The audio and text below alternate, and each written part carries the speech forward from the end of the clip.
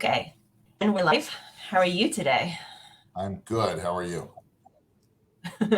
I'm good. I'm good. These winter days are so funny. They're so weird for me. Like 5:30 and it looks pitch dark and I'm thinking, "Wow, it's like 8. It's like the end of the day. Hurrah, hurrah." And it's like, "No, it's only 5:30." So, That's how it works. You're yeah. lucky if you get outside in the daylight. Yeah. I do. When I do get outside and I'm thinking, "Wow, there's a whole other world outside of the house. Who would have known?" Yeah, exactly. Exactly. Okay, for the sake of the people who did plug themselves in, thank you very much. Let's just start. I Okay. suggest we start. So, good evening, everybody. My name is Miri Toffman. I'm an attorney. I deal mainly with estate planning and elder law, and that means preparing wills, enduring power of attorneys, dealing with trusts, and advising on estate planning for people who have U.S. and Israeli dual citizenships. And from my exposure with this age group, I've realized that there are a lot of issues that people in general, but elder people are concerned with. And I've decided over a year ago, I think it's actually coming up to nearly 2 years, to have these talk sessions with other professionals who deal with issues that would be of interest to the elder group. And today we're going to be talking about smart investing as we get older. And with me is Aaron Katsman, who is the president and CEO of Lighthouse Capital, which is a boutique wealth management firm in Yerushalayim, who has over 20 years of experience helping people manage their investment accounts. So, Aaron, thank you very much for joining me. And why don't you introduce yourself? Thanks so much for having me on the show. It's great. I appreciate it. I am. You pretty much got it. We might have to change the 20 years of experience to 30 pretty soon, but Oh my we'll still God. keep it. Oh We'll, my God. we'll still keep it at 20. Like you said, I'm a financial professional. I'm licensed both in Israel and in the U.S. And we work with clients to understand what their goals are, what their needs are, do financial planning with them, and invest the money so that they can, have the type of life that they want. Okay. Don't say 30 years because in my head we're still 40. Like that's the maximum I'm willing to get to. So you I'm still in can't. my 30s. There you go. There you go. Okay. So let's start. I mean, so how should we allocate our money as we get older? I'm sure like everybody wants to invest. A lot of people do have investments. What should they start be thinking about and from what age really should we start planning this? Right. So I would sort of make the case that all through life, you should sort of be always looking at your money and seeing if your money is invested in a way which is in accordance with where you're holding in life. Which means, when you're younger, you can just, generally let it rip and be aggressive and invest for the long term.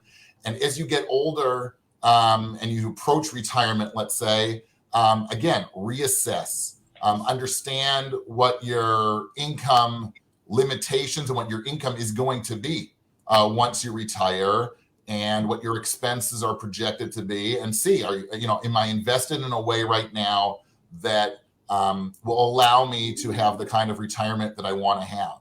Once you get into retirement, chances are that's it, right? The money that you have is the money that you have. They're probably not going to be, when you get to that age, they're probably not going to be any inheritances anymore. You're probably not working. And you've got to be smart about your money. Now, it might mean that you don't have to do anything, right? Depending on how much money you have. But you certainly have to look, and you have to have that conversation. Do I need to generate more income to supplement? My healthcare costs might be soaring. I might want to be traveling more. My expenses might also jump because I sort of want to live it up before I can't live it up physically anymore. So it really pays to sort of through life have that conversation, but especially once you get within a couple of years of retirement, and certainly once you get into retirement, you really, really have to sort of continually reassess what your situation is in order for your money to be working for you in the most efficient manner. So basically, if I understand what you're saying, so when we're younger, we can maybe invest if we're thinking about investing more aggressively because we're thinking long term. So what would go down hopefully would go up, and when we need it, we would have whatever it is that we wanted.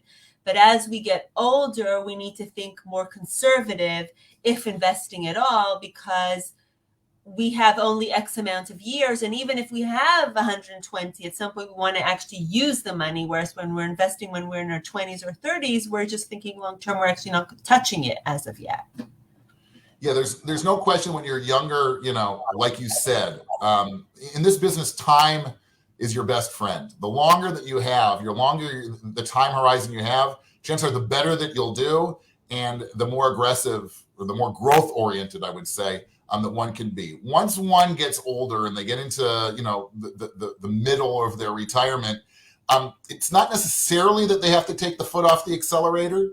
It really depends on their own individual situation and how much money they have, and what their goals are. It might be that their income is, between Bituach Leumi and their pension and, whatever government pension they're getting, if it's the Social Security in the States or what have you, that might be more than enough.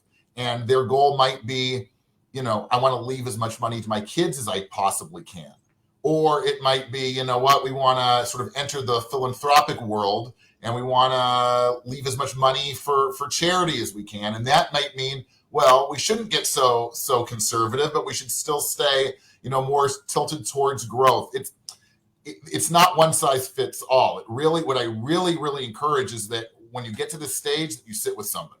It's not self-promotion. It's really, you need to do it because each case really needs to be taken on its own, right? You're not like your neighbor, and you're not like the person that you're traveling with to the Dead Sea or whatever. Everybody has their own financial situation, their own goals and needs, their own family situation, and it really all sort of needs to be taken together and sort of put through the process to see what your own specific situation is. Absolutely. Actually, you know what? That's so true. Especially like, for instance, I have clients, let's say, who have trusts in America. So they know they have income, which is going to be coming in on a regular basis, or they already have income coming in on a regular basis, but not everybody has that. And people who don't have that are going to live off their pension accounts or their kupot ishtalmut, which they haven't opened until now, and now they're going to open it. And then there's people who really want to give to their children and grandchildren and even help them through university or whatever it is. And then there's the other people who want to go on a hot air balloon and, travel the world that way. So, and not think about their children or grandchildren. So you're right. It's very individual, and the investment is works according to your needs and your wants and how you want to continue living your life. You're right. There's no question about it. And I laughed when you said hot air balloon. I had a meeting today with somebody and I used that example, and she said, well, we're thinking of going to Venice. And I've thrown out the example of traveling around the world on a hot air balloon. So we're thinking the same way. But yeah, there's just no question that it's each person, and you've got to do what's good for you. Each person also has their own way. You mentioned, children and grandchildren. There's some, especially I find here in Israel, it's a little bit different than abroad. But in Israel, from what I see, is that people want to help their children and their grandchildren while they're still alive. Yes. And I see in abroad, especially in the US, they're more willing to do it posthumously, right? I don't want to say they want to race their money to the grave, all right, and whatever's left is left. But I wrote a book on retirement investing a long time ago, so I'm not pitching it. But I wrote about this, and I gave sort of a couple different examples of people. And in Israel, for sure, people want to sort of have that enjoyment. And it's not only that; it's not just to have the fulfillment of giving. When you see your grandchild wearing his braces that you paid for, or paying for some extracurricular activity, but it's that things are a little bit harder here, and people tend to have bigger families, and it's not so simple. And that's the time when they're, when your kids are in their 40s and they've got young kids, that's really the time where they really need the help more. And that's when people, I find, want to open up their hearts a little bit and give as much as they can. Again, it has to be done. You don't want to leave yourself short at the end. You want to move in with those aforementioned children or grandchildren. You want to leave enough money for yourself at the end. But if you plan it out smartly, you can sort of have the best of both worlds, where you can do what you want to accomplish in retirement, but at the same time help while you're still alive and have that satisfaction as well. Well, it's interesting what you said about Americans or people living abroad versus people who in Israel, but it's very true. People in Israel do, as they get older, there's a tendency that they want to help their children and grandchildren while they're still alive, and they can see it. They can see the enjoyment or the satisfaction of giving. What about in particular Americans? I know that there's a lot of issues with investments, and there's FATCA, and there's PFIX, and there's all sorts of things. Can you talk a little bit about that, about what Americans in general, and if there's something specific for people as they get older regarding investments? Sure. So that's like a loaded topic. It's not so much fun in the investing world to me, an American who lives abroad.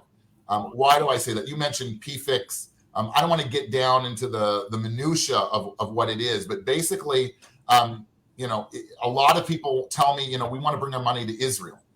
And I tell them, well, you have to be really careful, because if you don't invest correctly, you're looking at prohibitively high taxation because of these PFIX, and the filing fees that your accountants take for these filings can be exorbitant. And you really have to sort of know how to navigate that world. And basically, again, without getting into the weeds, you can basically only invest in individual stocks or individual bonds. You can't do any kind of funds or baskets. All that kind of stuff is sort of, it's legal, but I would say it's sort of off limits, so to speak, which means most American or, Olim who come aren't going to be so comfortable, buying and selling Israeli stocks on the Tel Aviv Stock Exchange. There are people who are, but just from my unscientific check, it doesn't happen very often. Right. Which means that you're pretty much resigned, for good or bad, to keep your money in the States and invest in the States. Now, property is also, Jews like property, and in Israel, everybody likes property. Hence the surge in property prices. Now, a lot of people will also say, well, you know what, I'm bringing my money to Israel, I'm going to invest in property. That may or may not be a good idea.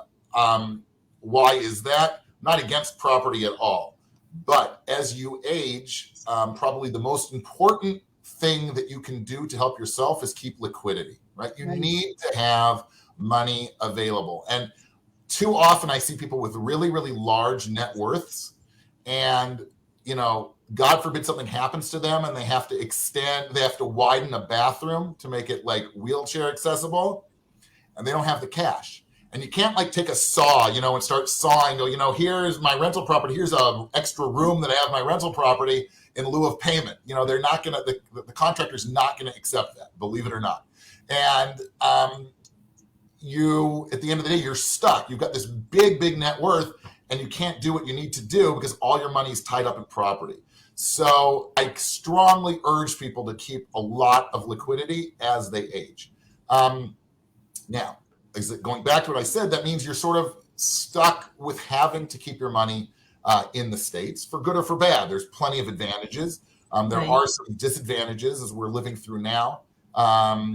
You're at risk. You have currency exposure, let's say. So, which means if the shekel gets strong, you could potentially, when you have to do that, bring the money over and live off of some of that money. It doesn't go as far as it did, years ago. That is a risk that one has. But I know I'm going to burst a lot of bubbles, because that's probably the most popular issue out there right now, is how strong the shekel is. But just for those people who it's not as bad as you think, let's put it that way, right? If you invested in the States over the course of this year in 2021, moderately aggressive portfolios did anywhere between 15 and 20% so far this year. So, if you factor in the minus whatever it is, 6 or 7% that the currency has dropped, you still had a very, very good year, and you still have a lot more money, even in shekel terms, that you did if you turn back the clock 11 months. So I wouldn't be, as worried about that as some people are. The big issue, and this is where it well, sort of dealing with the elderly and doing estate planning, is when Americans die abroad, it presents a very sort of complicated web for the heirs to be able to access the money, Right. in most cases.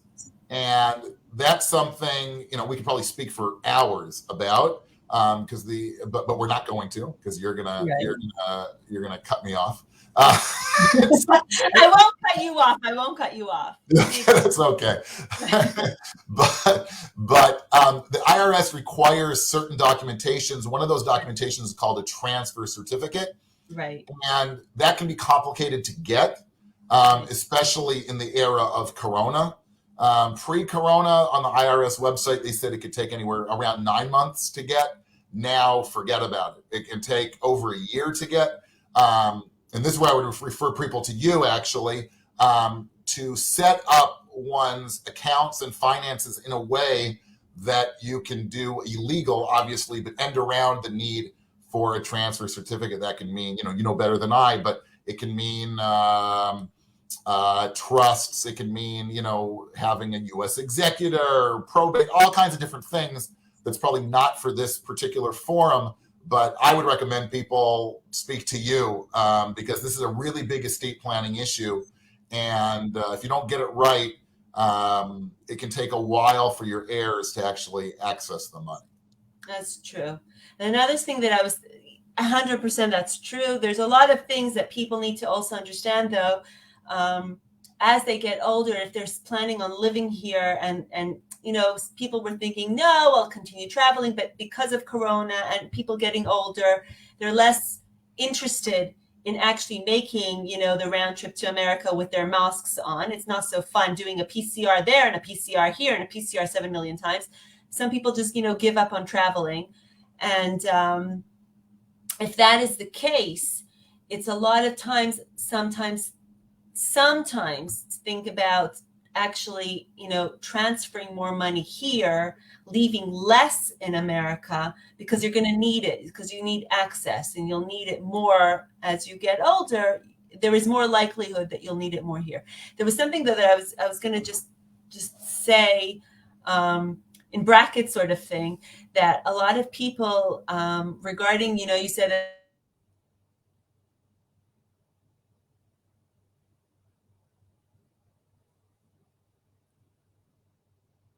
I should have money liquidated after the 5th. There we go. We come back. Okay, good. So I was thinking there's also a lot of people that, become very generous as they get older, and like, oh, I'm going to give this really big gift to my kids, and oh, I'm going to give half of whatever. And I keep telling them, you know what? Let's not do that right now, because I hope and I pray and I really would like you to live at 120, full healthy, until the very end, and you can distribute to whoever you want, because you're not going to need it. But we don't know if that's going to be the case. And the last thing you want to do is to be dependent on your kids for getting the money back, because you need it for medical issues or whatever, or, for making the house accessible for you for whatever reason you need. So gifts are very nice, but let's proportion them, because people are living longer. It doesn't mean that they're going to be living longer, healthier or healthy throughout that whole lifespan. And you don't know when at some point you might need that money and how much you're going to need. So that's also something that people need to take into consideration as they get older, about gifting and how much to gift. And it's always very, it's a very delicate balance. For sure. And I think it's the balance that they need to speak to a professional about. They can speak to their financial advisor, they can speak to their accountant, they can speak to their estate planner. Absolutely. To figure out that part, right? How much can you comfortably have that you need to be comfortable? And then anything above and beyond that you can start, I would say, slowly. Oftentimes people get a little bit too gung-ho. You see that, I see that a lot with weddings. The grandparents want to, or even parents want to be sort of, as they say in Hebrew, large. And they want to, they want to help out. They want to help them out with an apartment, or they want to help pay for the wedding. And they don't realize that they might have a lot of children or a lot of grandchildren. And the first one that you give is sort of the precedent. And if you don't think long and hard about how much money you're going to give, you can end up leaving yourself way, way short. You can overpromise, then you're not. What are you going to do for the third or fourth grandchild? You're going to tell them, sorry, I don't have the money. I mean, that's not how it generally works. So you want to be really, really smart on how you distribute money to your children, to your grandchildren, even to charity, so that you don't leave yourself short. You don't want to outlive your money. That's like bad. But you can, but if you're smart about it, you can, like I said earlier, you can have the best of both worlds. You can, take care of yourself and be comfortable and secure financially, and do those things in terms of giving and taking care of your kids and your grandchildren and charity, which give you that satisfaction, and not just self-satisfaction, but actually being able to help the other person like what you really want to do. So if you're smart about it, things tend to work out. If you're a little bit too emotional about it, then sometimes bad things happen. That's true. Are there ways, let's say if somebody's short on a monthly basis, are there ways that he can actually generate income while... Mm-hmm.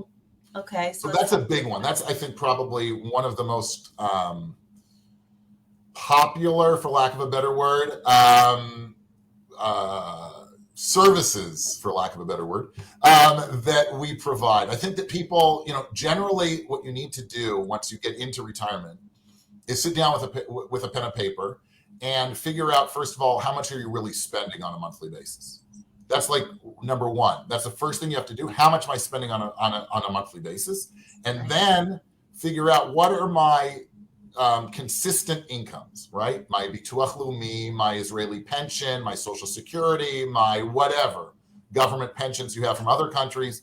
And then if you have a shortfall, take a look at your portfolio and see, okay, what's my shortfall? And then how can I generate the income necessary to supplement these pensions and what have you, in order to make the month, make ends meet. That's obviously very, very important. And that goes along with what we said before, that as you get in different stages in life, you should always be sort of reassessing your portfolio to see where it is. And that's a point where oftentimes we have to make the switch, right? Where we have to make the switch from accumulation mode, I would say, to try and make as much money and have as much money and grow our portfolios to as much as possible, to then taking that pie that we've managed to accomplish and then using it for what it's for, and that's to get us over the hump, so to speak, so that we can have our secure financial retirement the way that we want to do it, and oftentimes that means making that switch from growth to something a little bit more moderate, more focused on dividends and income and that kind of thing, which is why we grow it for the first 30 or 40 years of our investment life anyway, so that we have a much bigger base to generate the income from, that we may or may not need later on in retirement. Okay, so that's a good point. So basically, let's say if somebody has a portfolio, which I don't know, I'm throwing things like 60-40, meaning 60 is more less conservative, let's say, and 40 is actually more. As you get older, you need to maybe shift it a little bit.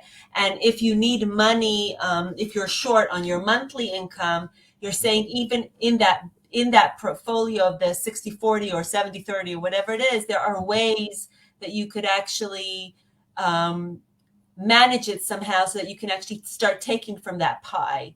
Exactly. Exactly. You got it perfectly. It could mean one of two things. It might mean, if you have, 100% in stocks, it might mean that you really have to take your foot off the accelerator and focus much more on sort of fixed income and drop down to, what you mentioned, a 70-30 or 60-40 type of portfolio. It might mean that you already have a 60-40 type of portfolio or 100% stock portfolio, but you can tweak it so that instead of just being focused on growth, you can, increase dividends, or start having it work for you where you still be fully invested, but having it start spitting off income, dividend stocks and real estate trusts and things like traditionally pay much higher dividends than your shares of Apple or Facebook, Meta, whatever they're called now.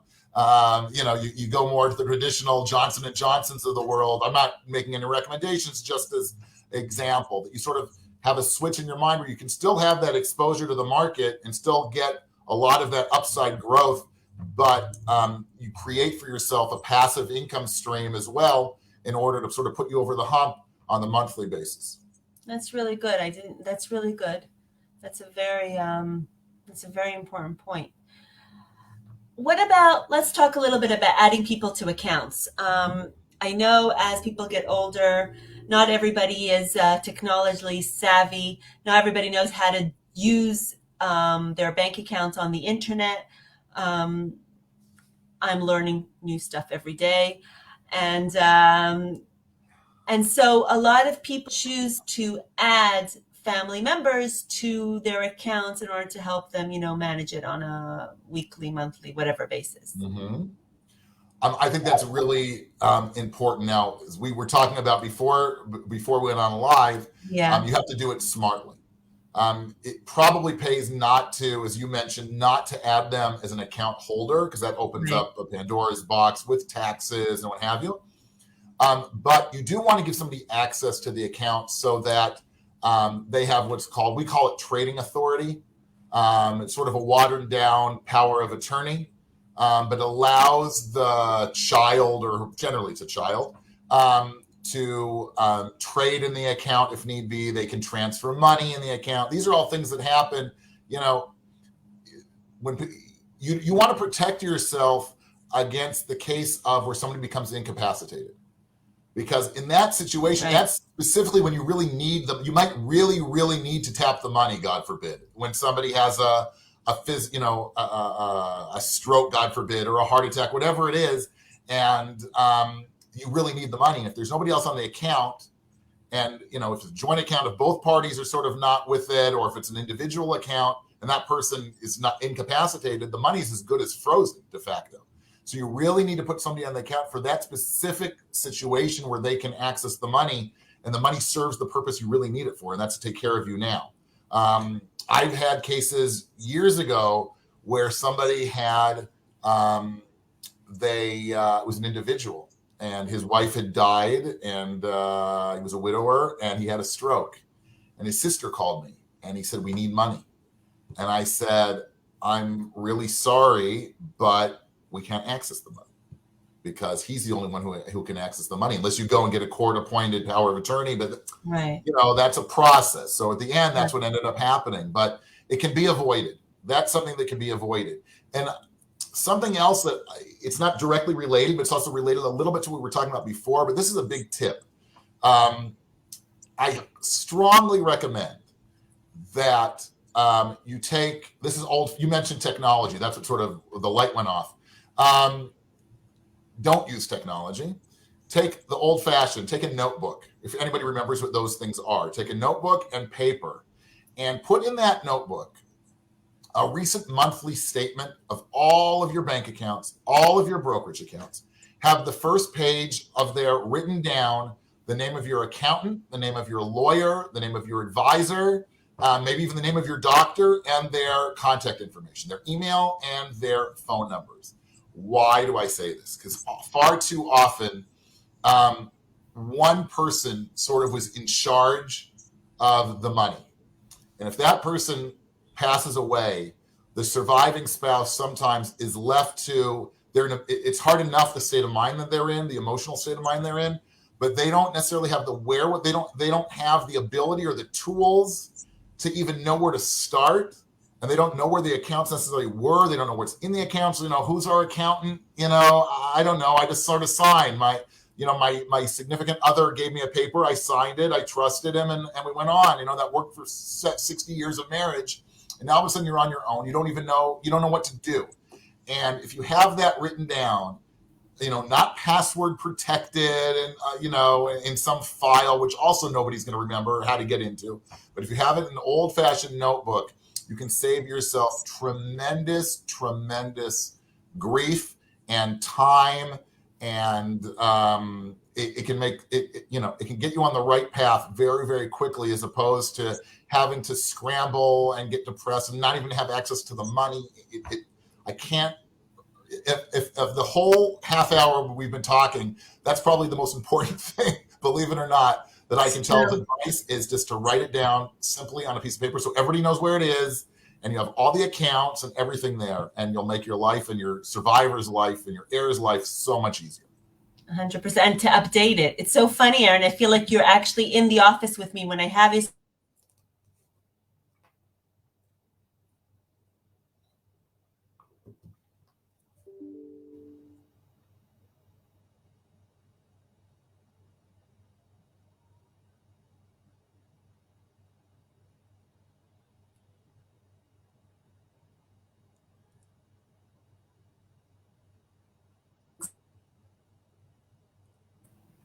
Oh, there we are. I don't know what's going on with the internet. It's driving me nuts, but it's so funny because it's exactly the conversation I have with my clients. When they step in the door to discuss a will, the first thing I say was, okay, who's in charge of the finance and who knows where everything is? And usually the wife looks at him and goes, he does. Mm-hmm. And I say to her, and what about you? And she goes, I have no idea. So I said, okay, so now we're going to change that. Right. Exactly what you said. It is so important. It is so important. I have clients, unfortunately, calling me in tears because she doesn't have a clue where her accounts are, and her husband just passed away or is in hospital, and there's nobody to ask, and she needs the money, and she doesn't know what to do. And she's now on her hands and knees looking under the mattress, looking for something, looking for some sort of tip to start, looking for information. It's terrible. So yes, I especially in this day and age of technology where everything's pushed, all your statements are pushed to you by email.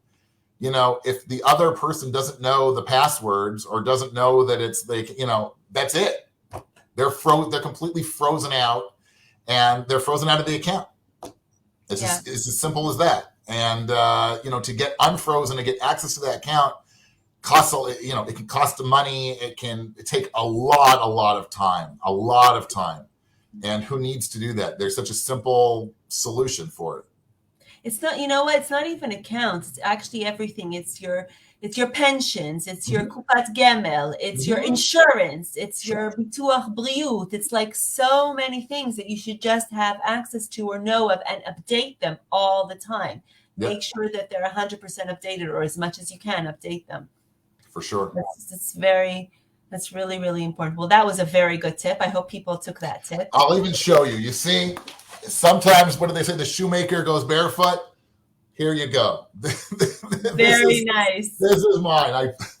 I don't always practice what I preach, but for that, I got it right next to me. Very nice. Very nice. It's funny because I also do that. I just recently updated my will for the kids, and I spoke to them and I told them, listen, I'm making you a list of all the stuff. Not that I have so much, but here's a list. This is going to get updated. It's going to be in so-and-so place, just so you know where it is and you have access to whatever is needed if, God forbid, something happens. So it's very important. And at any age, actually, this is important at any age. This is regardless of how old you are. It's terrible, but I've consulted with 3 widows who were both all in their 30s. And tragic cases, and that's what happened because they were all young and everybody's tech savvy, and they had absolutely no clue how to get into the accounts. No clue how to get in the accounts because it was his password. He didn't share it with them, and they were each one of them was the exact same story each time over, and they each were stuck, and until they able to access it took a very, very long time. Okay, well, it's been extremely important conversation and super informative and very interesting, and we can continue talking as we can, as you know, for like hours and hours on these topics. But basically I want to just try and talk, like, just say what we basically spoke about right now in short. So we're basically saying, first of all, make sure that as you get older, you need to re-look at your stuff and shift from growth to income, or shift from to more conservative way of investing. When we're gifting to children, be realistic about how much you want to gift. Don't gift everything because you might need it. You don't know how much you'll need. So, think about it more conservatively. Adding people to an account, how you should add them are important topics that should be discussed. and basically making sure that you have a list somewhere or a file and folder somewhere with all your important information so that the other spouse or family members have access to it at any given moment and at any point of time. So I think those were basically, and there's obviously, issues for Americans living in Israel when they're talking about their investments in America or investing in Israel as well. I Yep. think that sort of sums it up, right? Is You there did a anything? good job. I try. Okay. So, guys, thank you very, very much for being with us. Thank you so much, Aaron, for being with us and discussing these very important issues. Um, Aaron's information is at the bottom of the screen if you have any questions or anything you want to ask his advice on. So please contact him. And we are finishing our session for today. And till the next time, have a good night. Take care. Thanks so much.